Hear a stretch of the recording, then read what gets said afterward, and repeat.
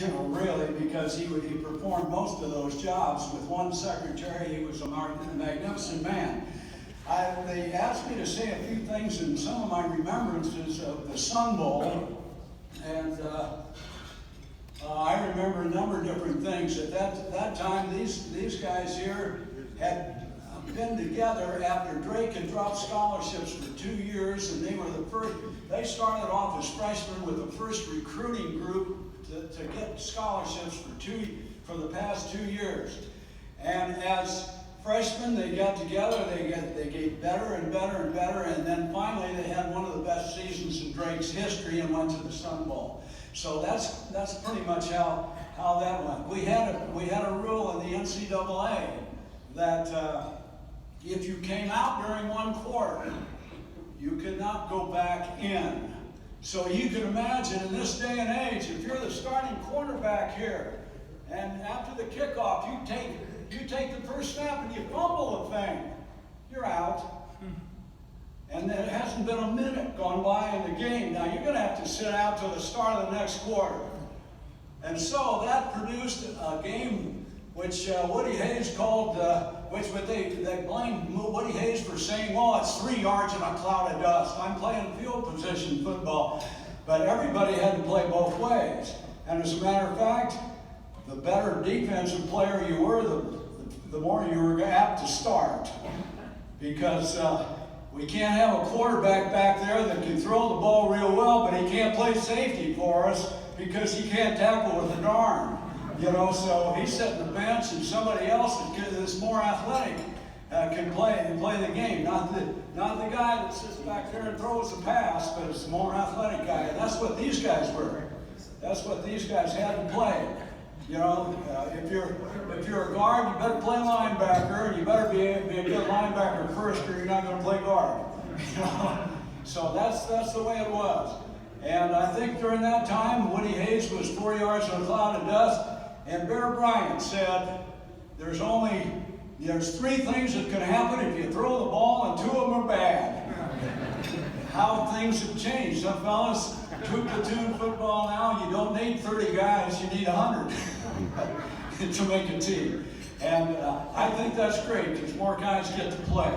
And when we first started in the Sun Bowl, Paul Morrison arranged to have the Pullman cars move up there because we left about 6 or 7 o'clock in the evening, and the beds were all made up on those Pullman cars. We went 28 hours or 1,400 miles to El Paso, Texas from Des Moines, Iowa, and a lot of our farm boys from Iowa, as Warren Gear would say, he's a good farm boy. He's good and tough. He's tougher than wang leather, right? He had all these colloquialisms. Warren Gear, another terrific football coach that was a great influence on many, many lives of great football players during those days. Well, we got on that train, 28 hours, we got off. We're there in El Paso, Texas, and most of us never seen the desert before, and this is high desert. The football field's up on a mountaintop that they just plowed off the top of a mountain, and there's the Sun Bowl right up there. We were selected to play in the Sun Bowl because of our record. And I guess because we beat Iowa State 20-0 at that time. We beat West Texas State, which was in El Paso, so that was kind of impressive to the Sun Bowl committee. And we also beat North Texas State to belong. We lost one game that season to Wichita State. And after we got there, the high desert, the field is brown, it's not green. For the game, they painted the field green. So it looked really good on the cameras, on the color cameras. And we played in that game. We played a Louisville team, which was a pretty high-ranked team at the time, and we were a fairly high-ranked team, I think. Of course, we get higher ranked the older we get. Look at Raleigh right there. Now, Raleigh was a really good football player, but he's All-American now. just like Jay Cookman and Tom Pyrick and Garland Seibert over there, and Ken Shea. You know,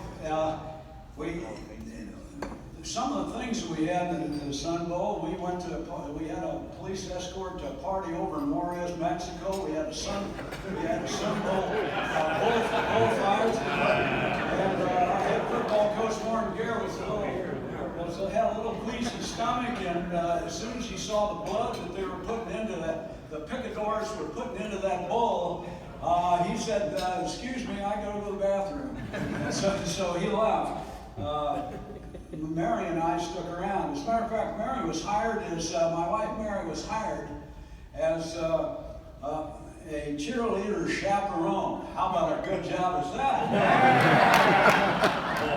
And she was hired as a cheerleader chaperone.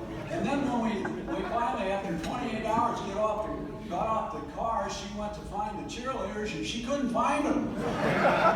And she came back and said, "Pat, what am I going to do? I can't find those cheerleaders." I said, don't worry about it. She said, "Well, what if one of them gets pregnant?" I said, not you worry. 9 months later, my third daughter was born.